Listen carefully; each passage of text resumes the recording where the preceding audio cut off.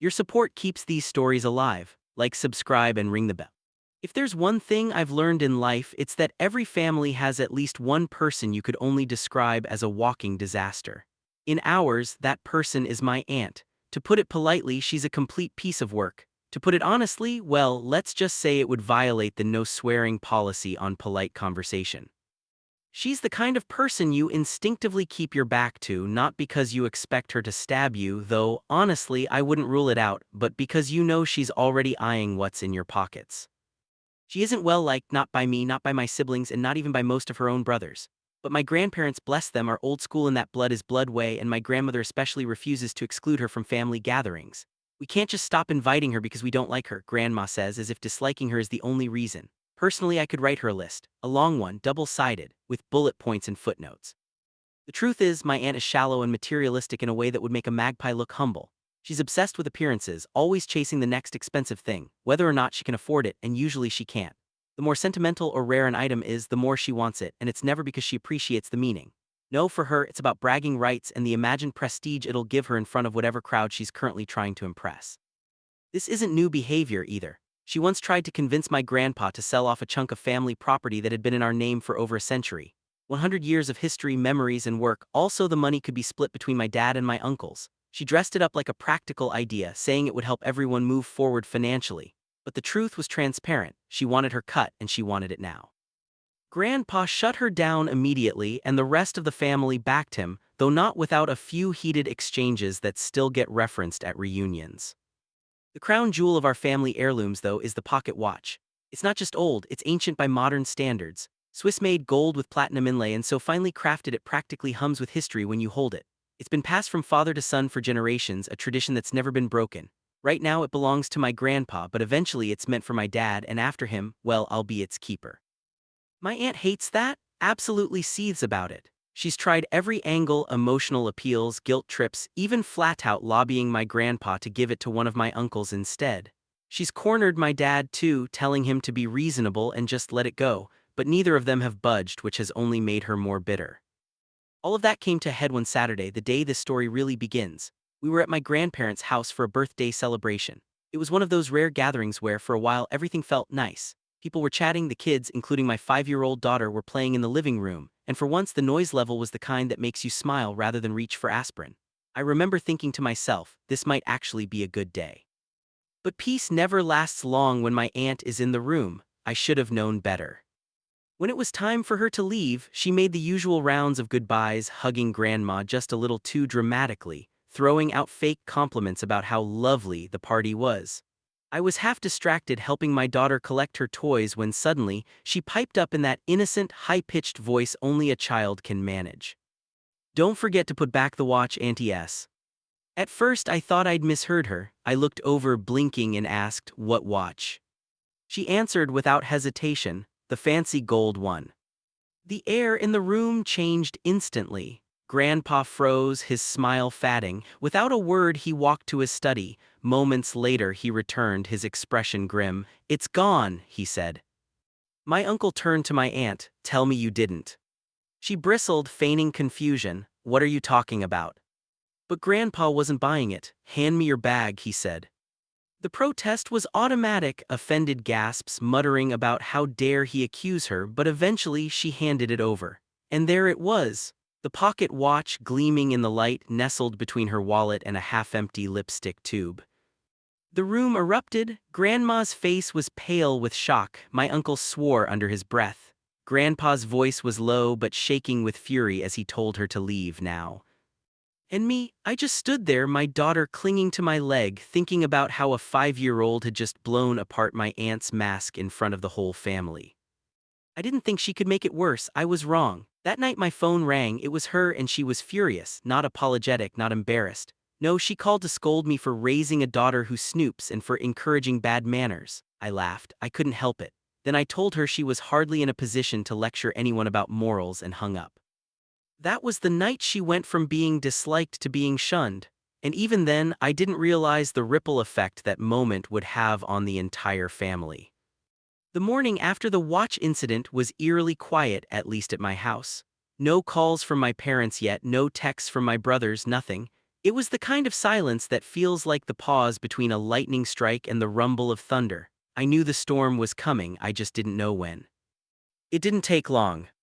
The first call was from my mom. She didn't even say hello, just launched into, "Did you hear what your aunt is telling people?" That's when I knew it was going to be bad. I poured myself a coffee, sat down, and braced for impact. Apparently, by sunrise, my aunt had already started her damage control campaign, though in her case, damage control meant trying to rewrite history. According to her version, the watch had simply fallen into her bag when she'd been admiring it in Grandpa's study. She claimed she'd meant to give it back but got distracted when she left. Right, because everyone accidentally pockets a priceless family heirloom, totally normal, happens all the time. The part that really got me was how she was trying to make my daughter the villain of the story. She was telling anyone who'd listen that my 5-year-old had a nasty habit of snooping and making things up. She even implied my daughter had seen the watch somewhere else entirely and just assumed her aunt had taken it. That was the moment my blood pressure spiked. I could handle her lying about herself, she'd been doing that her whole life, but dragging my kid into it? No, absolutely not. By lunchtime, my phone was buzzing with a steady stream of messages from cousins, uncles, even a couple of distant relatives I hadn't heard from in years. Everyone wanted to know what really happened. I told them the truth, word for word, no embellishments, and not surprisingly, most believed me immediately. My aunt's credibility had been circling the drain for years. This was just the final shove. But the family divide was unavoidable. A couple of my more neutral relatives, translation, conflict avoidant, tried to play peacemaker. One of them even suggested maybe my aunt had taken the watch as a joke and meant to return it later. I nearly choked on my sandwich. A joke? That was like saying an arsonist had only set the building on fire to lighten the mood. Meanwhile, my dad was livid. He called me mid-afternoon, his voice low and tight, which for him is the equivalent of shouting. "She's not stepping foot in that house again while I'm there," he said. "Not after this." I could hear the strain in his voice. This wasn't just about the watch, this was decades of her behavior boiling over. And oh, the grudges it dredged up. Within hours, old family stories were resurfacing like bloated fish in a stagnant pond. The time she'd borrowed Grandma's silver tea set and returned it scratched to pieces. The year she'd convinced Uncle Gary to invest in one of her business opportunities. A pyramid scheme so bad it made MLMs look reputable. Even a Christmas from 20 years ago when half the presents under the tree mysteriously went missing, and she just happened to have similar items in her trunk. By that evening, the group text had split into factions. One side wanted her banned from family events altogether. The other side, mostly those who feared Grandma's wrath, insisted she should still be invited for the sake of appearances. I knew where I stood, and it wasn't with the latter. But here's the thing, my grandparents still hadn't said much publicly.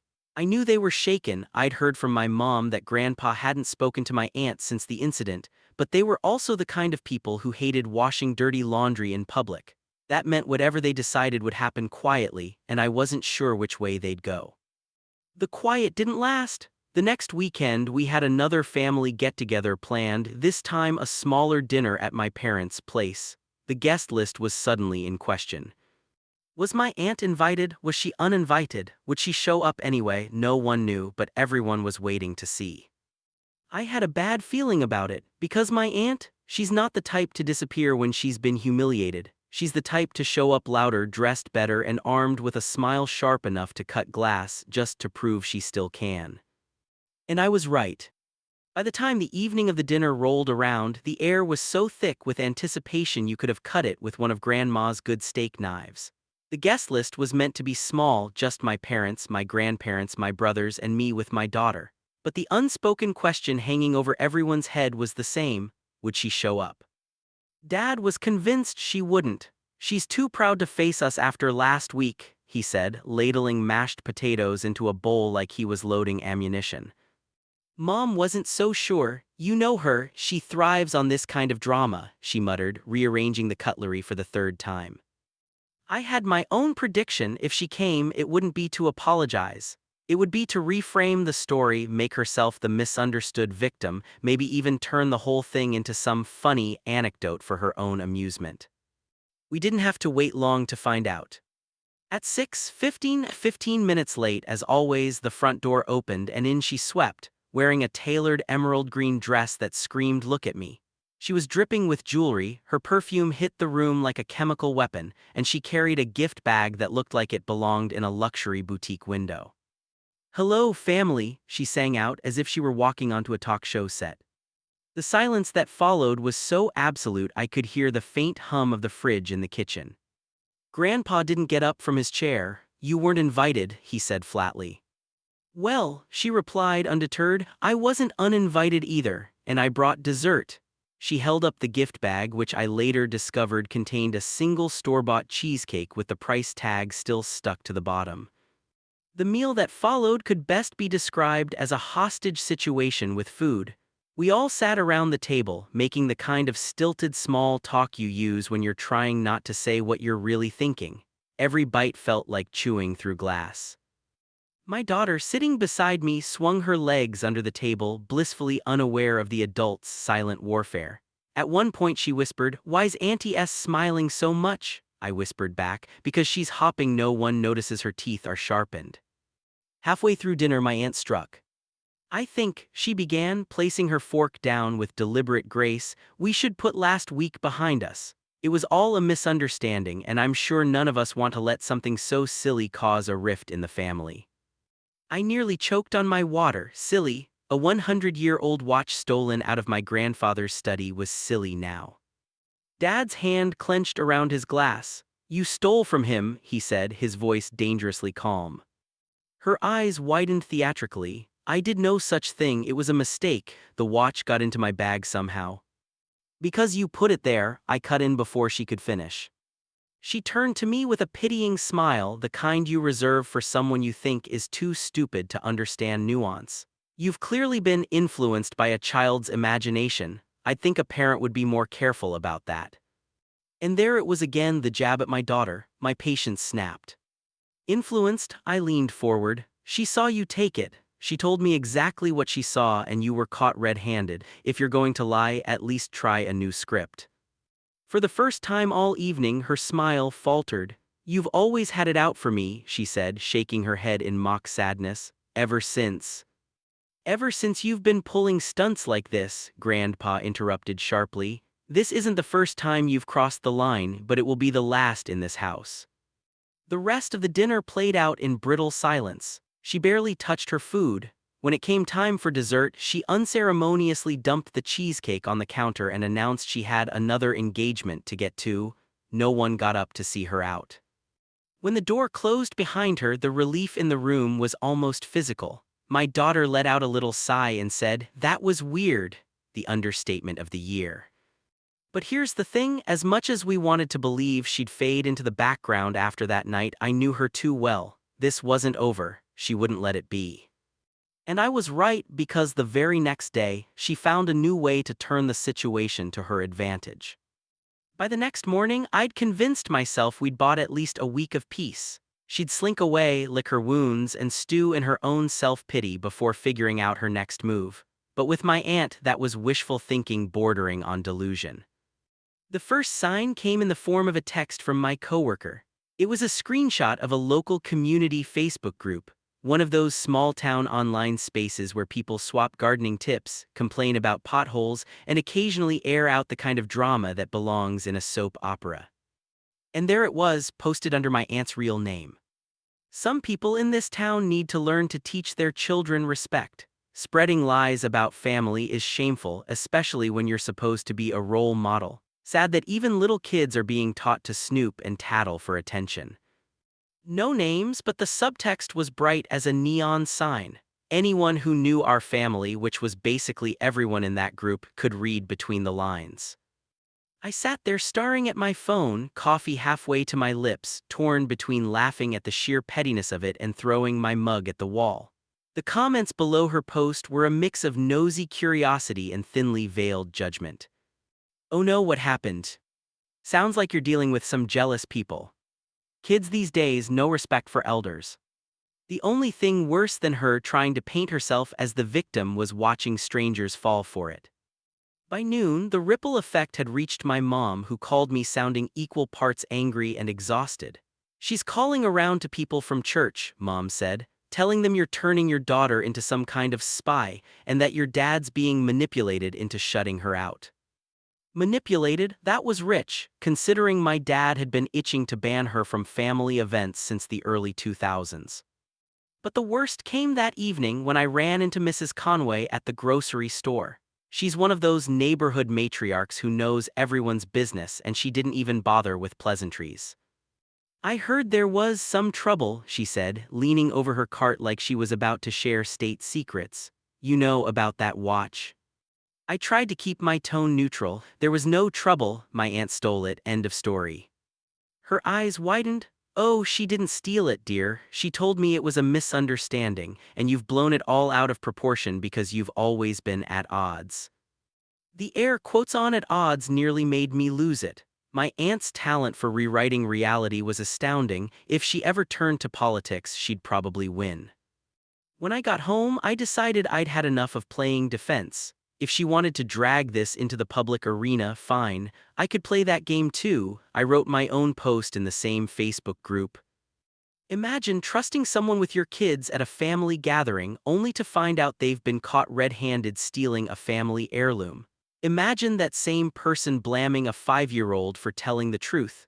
Now imagine them trying to play the victim online. Some people will never change. I didn't name her either. I didn't have to. Within an hour, my inbox was full of messages from people who absolutely knew who I meant and who were firmly on my side. But my aunt, she doubled down.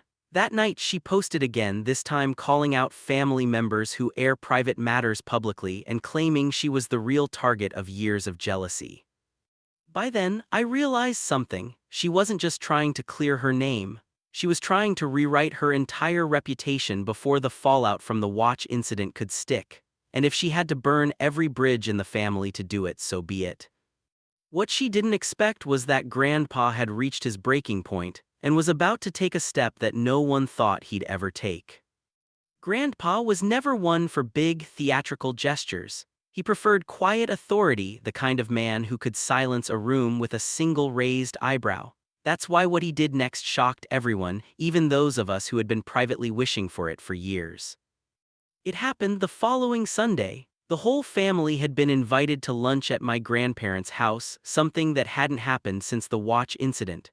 Everyone assumed it was either a peace talk or a trap, but the curiosity was too strong to resist. When I pulled into the driveway, I noticed something immediately: a large, cream-colored envelope taped to the front door. Written on it in Grandpa's neat, old-fashioned handwriting were the words "for S," my aunt's initial. She wasn't there yet, but I could already feel the tension crackling in the air.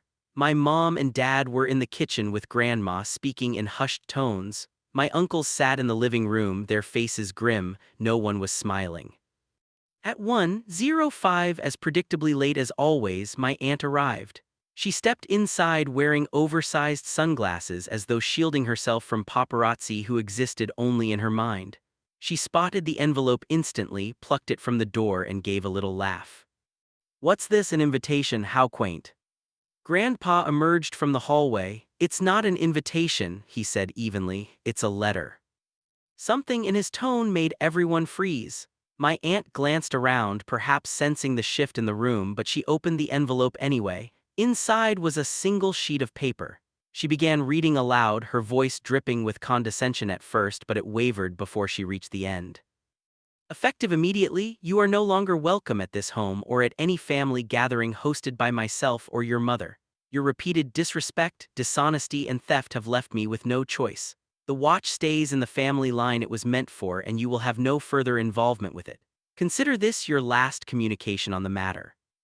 The silence that followed was deafening. My aunt's face flushed crimson, the composure she'd worn like armor beginning to crack. "This is ridiculous," she spat. "You're letting lies dictate your decisions. I've been part of this family my whole life." Grandpa cut her off with a single word: "Enough." And that was it. No yelling, no long list of her past offenses, though heaven knows there were enough to fill a book. Just enough. That one word carried decades of unspoken frustration, disappointment, and frankly, exhaustion. She stood there for a moment, trembling with indignation, then turned on her heel and stormed out, the front door slamming so hard it rattled the windows. I half expected her to come back in for one last dramatic monologue, but she didn't. The rest of us stood in stunned silence. Then Grandpa sat down at the head of the table and said simply, "Let's eat." It was the strangest lunch I've ever attended. On one hand, there was a palpable sense of relief, like someone had finally lanced a boil that had been festering for years. On the other, there was the unshakable knowledge that this wasn't the end of it. My aunt wasn't the type to walk away quietly. Sure enough, within days, she found a way to escalate again. If she couldn't be part of the family, she was going to make herself the center of attention in the one place she still had influence. And she was willing to go further than anyone thought. After Grandpa's letter, you'd think she'd take the hint. Most people, when faced with a total banishment from family gatherings, would at least pretend to back off, if only to salvage some shred of dignity. But my aunt, no. She thrives on conflict the way plants thrive on sunlight. Take it away and she withers. So naturally, she went hunting for the next source of drama.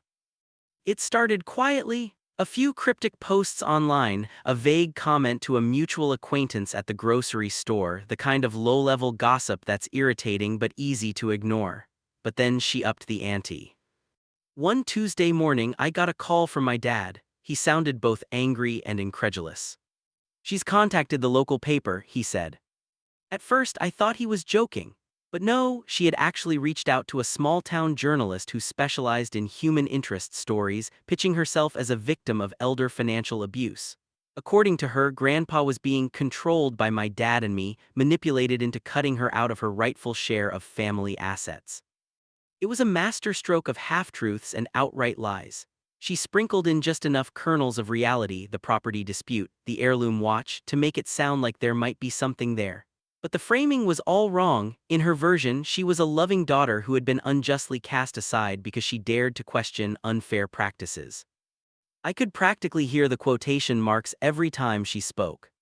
The paper, to its credit, didn't take the bait. They called my dad for comment and he shut it down with a firm no. But that didn't stop her. She moved the campaign to social media, tagging local community groups and even reaching out to people she hadn't spoken to in decades. She wanted an audience and she didn't care who it was. Her biggest stunt, though, came 2 weeks later. There was a charity fundraiser at the town hall, one of those events where half the town shows up to eat rubbery chicken and listen to a live band in exchange for feeling like they've done something good. My family had been involved for years, donating items for the silent auction. This year, Grandpa had contributed a vintage rifle from his collection, something he knew would fetch a decent price for the cause. Halfway through the event, my aunt arrived, not on the guest list, of course.